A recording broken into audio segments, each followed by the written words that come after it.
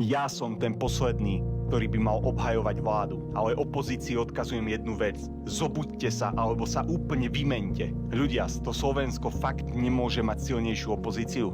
Včerajšie oslavy Cyrila a Metóda, štátna udalosť, veľký prejav, symbolika a naša opozícia sa zmohla. Čo si myslíte na čo? Na fotky, že Fico si zaplatil párty za 300 000. A toto má byť opozičná politika. Veď si otvorte profily SAS, veď to sú úplní fanatici. Čo príspevok, to Fico. Pokiaľ súpera dehonestuješ ešte pred zápasom, už si prehral. A Fico včera dal opozícii svojím prejavom KO. A teraz mi sem postavte opozičného lídra, ktorý by dal podobne rovnako dlhý prejav, ak nie lepší.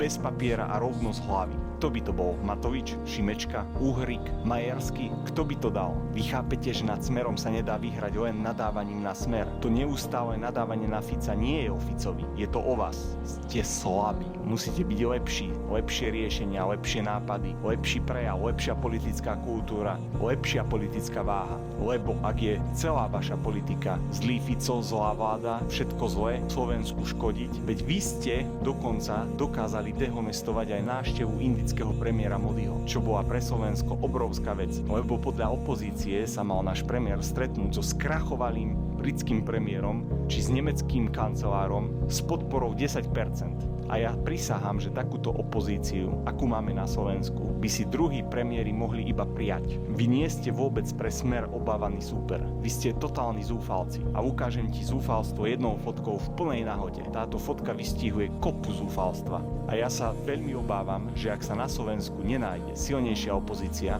tak Fico tu bude ešte 2-3 volebné obdobia až do politického dôchodku. A ja naozaj nie som jeho volič. Kubal bez stranického trička.